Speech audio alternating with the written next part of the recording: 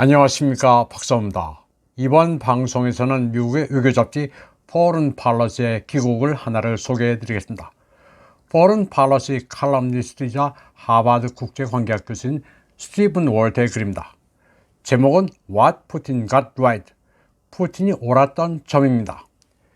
그는 푸틴 대통령이 우크라이나 침공과 관련해 많은 오류를 저질렀지만 다 그런 것은 아니라고 말했습니다. 그는 아무래도 미국 학자니까 푸틴이 다 잘했다고 하지는 않고 있습니다. 그는 푸틴 대통령이 우크라이나를 쳐들어가면서 그들의 능력을 과소평가했다고 말합니다. 다시 말해 우크라이나인들이 결사항전을 했다는 컨벤셔널 위즈덤을 한번 깔아줍니다. 또 서방이 단결해 나토와 다른 국가들이 우크라이나를 신속히 지원했다고 말했습니다.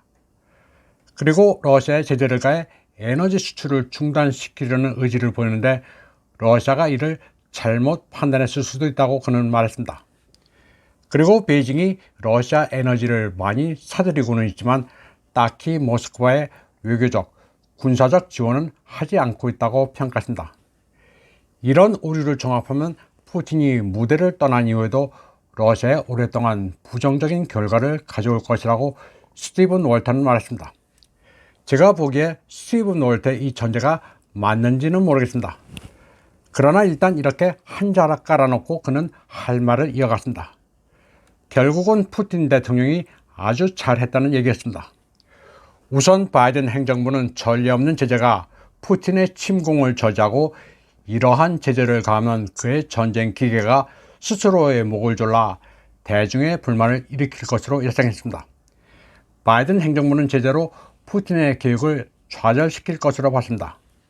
그러나 푸틴은 러시아가 모든 제재를 극복할 수 있다고 확신하며 전쟁에 나섰고 결국 그가 옳았다는 게 증명됐다고 스티븐 월터는 평가했습니다. GDP가 약간 줄었어도 러시아 원자재에 대한 수요는 충분했고 제재만으로는 뭘 어떻게 할 수 없을 것이라는 푸틴의 판단은 옳았습니다.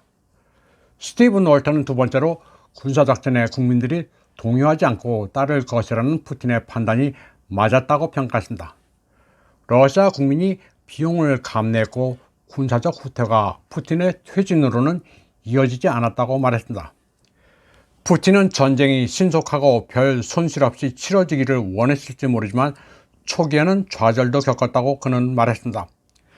그러나 전쟁은 계속 수행됐고 예비군까지 동원됐지만 러시아 국민은 그의 결정에 따랐습니다.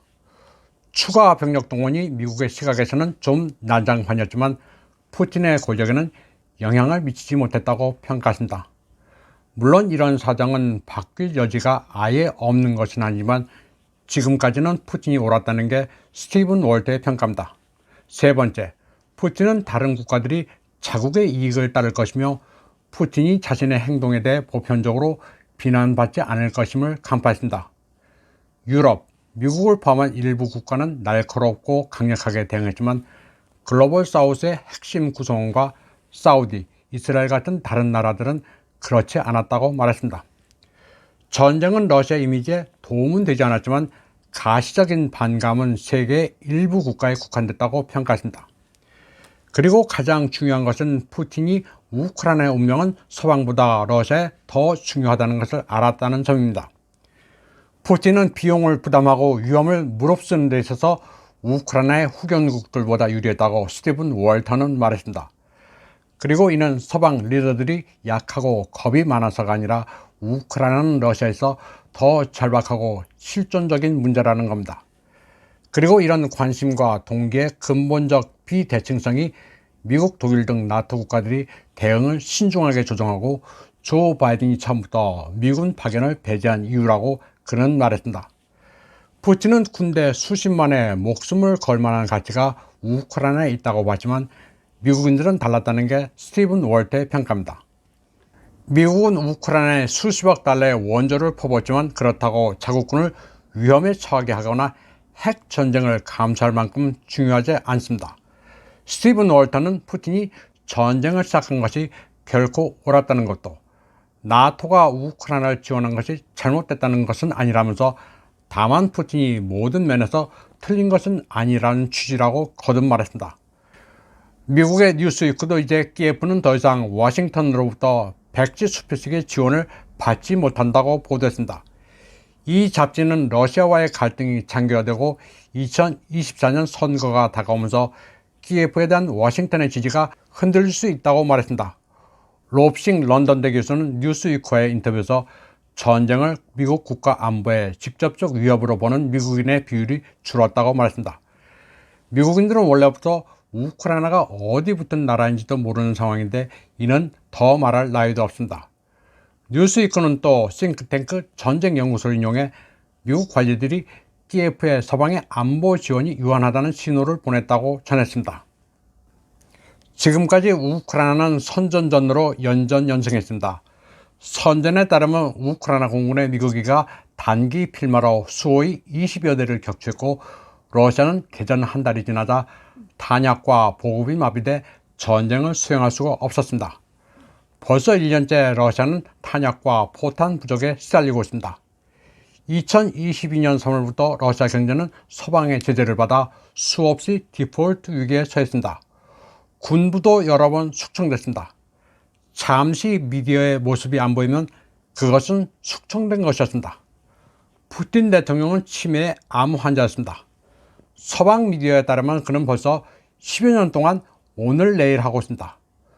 또 하이마스 같은 게임 체인저와 용감한 우크라이나 군에 의해 러시아 전차는 3,000대 이상이 격파됐습니다. 서구 정크 미디어에 따르면 러시아군은 괴멸됐습니다. 그런데 느닷없이 나토는 한국에 대해서도 지원을 요청하고 있습니다.